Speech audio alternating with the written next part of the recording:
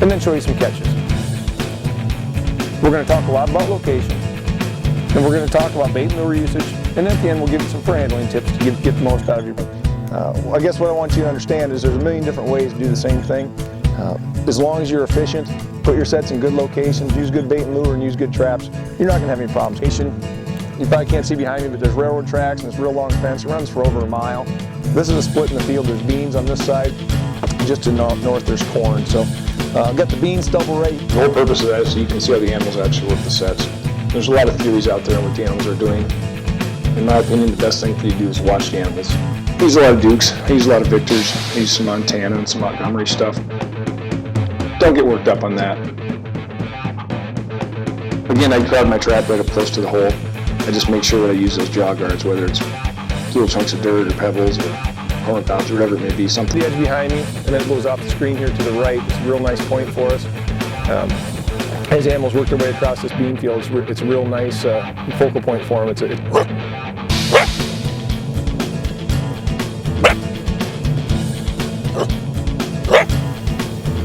I caught this coon in a dirt hole today, but what I really want to point out is dirt hole set by this one. You can see what's left of the badger hole. The catch circle here mostly has filled it in. But, worked along the edge of this timber, edge of the cornfield here.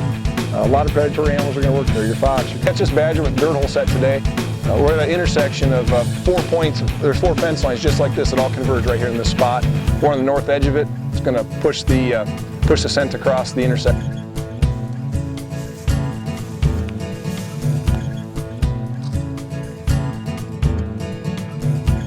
Priority when you're predator trapping. Above all things, you need to figure out where to put your traps. The best bait and lures, the best equipment, it's not going to matter if you have the sets in bad locations. I like to look for long-running features like railroad tracks, rivers, highways. Put a little bit of loose dirt in the bottom, bed the trap firmly, cover it up, place our backing, put some bait and lure on it, and move down the road. So this is how I do it. There's going to be different variations to this set, and different people do different things. I caught this coyote at a flat set. I just wanted to point out that this is a set we just remade, and just want to illustrate the point that once you catch an animal, it just increases your odds of catching another one. You put your sets in good locations, and you're going to. I'm going to show you how to make a set that I call the walkthrough set. It's basically just a variation of the flat set, but it does offer some advantages. What I like to do on the walkthrough set is put with the chance to catch a bobcat, I wanted to use a set that was a little bit more versatile. Don't want to worry about trap placement, so I use the walkthrough set. When I got here, I used this chunk of bone as a little bit extra IFP. Here is just a real good example of why we use the walkthrough set. You can see we caught the coyote here, and back over my shoulder, we actually have a red fox caught too. So we make our loop, depending on the size of loop you want. Then we take a piece of wire, make a couple turns on there. I just want to talk to you a minute about using bait and lure. They're two distinct things.